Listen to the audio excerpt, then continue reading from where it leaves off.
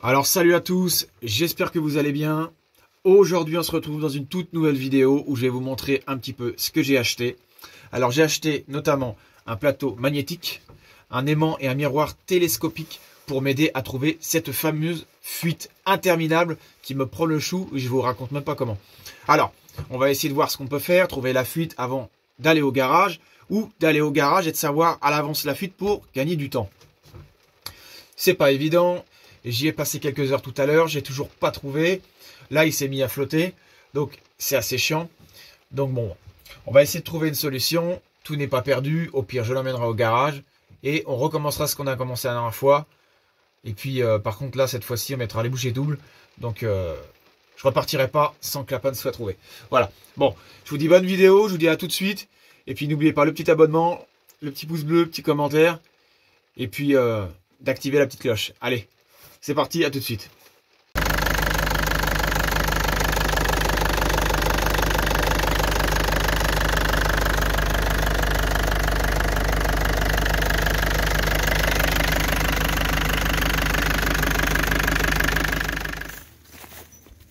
Petit chemin de campagne. Regardez-moi ça. Yayou. J'ai remis mes Rangers. Toujours avec la longe au cas où. On reste prudent. Yayou! Oui.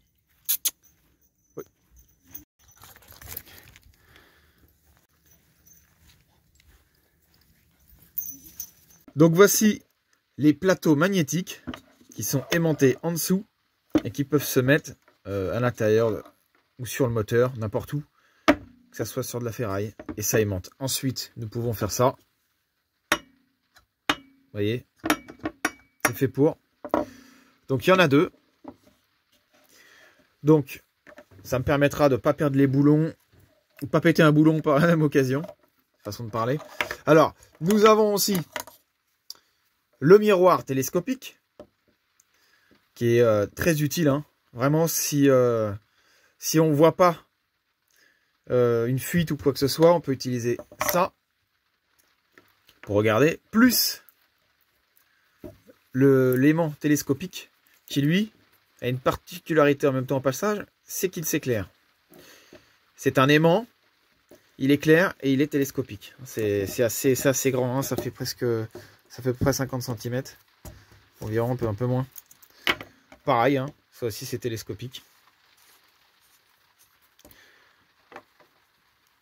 Donc ça, plus la lumière, c'est pas mal pour trouver la fuite. Mais c'est quand même tout de même indispensable d'avoir ça aussi. Alors, je l'ai acheté, c'était pas très cher et il est très puissant. Et lui aussi est aimanté derrière et a un crochet. Beaucoup de mécaniciens l'ont. Bon, ils ont la gamme nettement au-dessus, mais bon, c'est déjà pas mal, je trouve. Bon les amis, je suis en dessous le camping-car. J'ai mis une bâche parce qu'il pleut. Vous voyez là, juste là. Le liquide de refroidissement qui coule ici, toujours au même endroit. J'ai beau tout regarder, tout essayer. Rien à faire. Alors impossible de décrire vraiment d'où ça vient parce que ça coule de partout. Et donc du coup c'est assez compliqué. Donc on va voir ce qu'on peut faire. Je vais mettre la loupe, miroir et la petite lumière en plus. Alors là, je suis avec la petite lampe torche qui est aimantée et je regarde si la petite durite là ne fuit pas. Ensuite, je vais pouvoir passer à la petite loupe en même temps, mais comme je suis en train de filmer en même temps pour vous montrer, c'est pas très pratique. On va tout regarder, vous voyez, c'est aimanté. Hein. Là, je la lâche, voilà.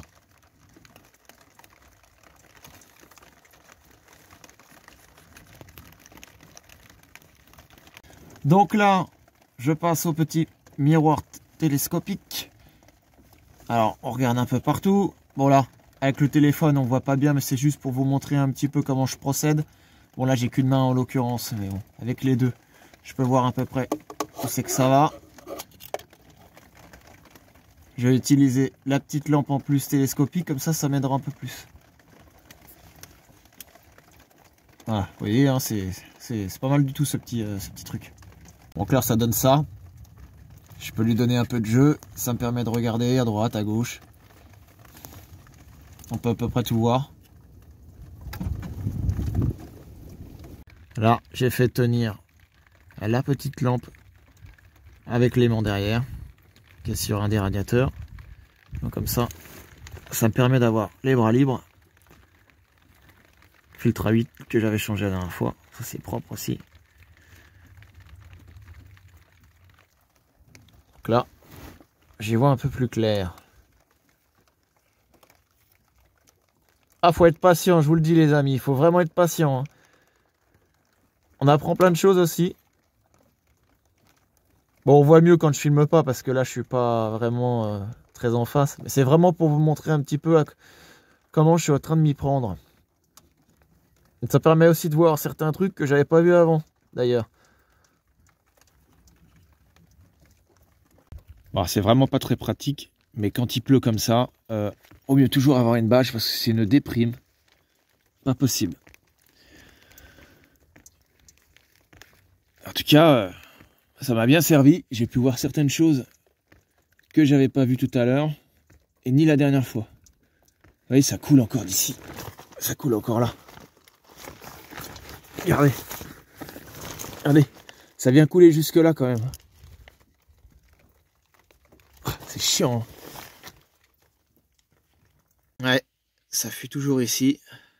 C'est pas grand chose hein, qui fuit, mais dans le circuit de refroidissement, c'est pas terrible quoi. Parce que s'il n'y a pas tout ce qu'il faut là-dedans, qui circule, bah, on va pas être bon quoi. Bah, j'ai pas envie de faire beaucoup de kilomètres dans ces conditions-là. Donc je pense que si je trouve pas, ça va être un aller directement au garage et puis basta. Hein. Je vois pas ce que je peux faire d'autre. La vue d'ici est énorme. T'as l'impression que le camping-car il est gigantesque. Bon, en même temps, c'est un peu le cas. Hein. Il est vraiment quand même très grand. Bon, pour refaire un petit point là-dessus, désolé, c'est aimanté les uns dans les autres. C'est pire qu'un Tetris. Je vais vous montrer ce que ça fait.